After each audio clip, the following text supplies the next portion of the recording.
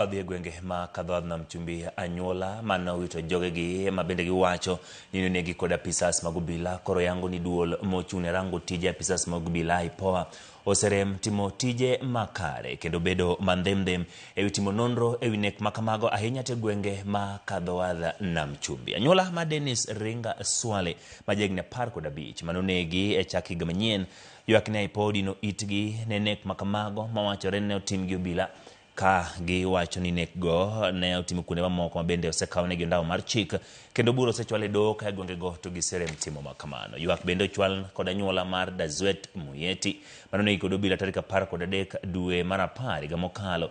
Anyuola wacho nyaka sani onge okang' moro amora mosekawne ng'at ma itudo kod nek makamano. Riwruok makelo ratiro ma oganda omiyo duol mar IPOA ndalo 7 mondo mi ogol report ewi okang' mokaw mar nek makamago. Kesi yangu inataka kupotea hapo katikati. Tafadhali naomba serikali mchukue hatua, mshike huyo aliyeua Dennis Ringa.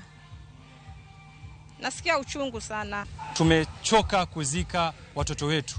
Sisi wa pwani ni Wakenya kama Wakenya wengine. There is no balance in the way IPOA is operating.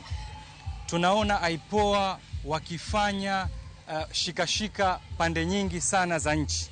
Lakini ikija huku Mombasa, cases are pending. So naomba sana kama inawezekana watu wa IPOA tudili na hii kesi iwezekanavyo kabla mwezi wa 2 ama mwezi wa 3 kufuatilia hii haki yake iwe imepatikana wa mtoto. Hakuna action yoyote yenye imechukuliwa. Ukiuliza watu wa IPOA wanakuambia story nyingi, statement zenye hazieleweki, ilhali tukiangalia kwa kaunti zingine kunao wenye wamepatwa na kisa kama hicho na haki yao ama action zinafanyika kwa haraka. Hadi hivi sasa hatujaona hatua yoyote inayochukuliwa. Kwani sisi wa pwani mbona hatuchukuliwi na umuhimu?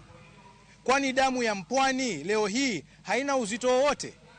Kwa nini sisi tunauawa kijana mdogo miaka 14 hadi hii leo hakuna lolote ambalo lililofanyika?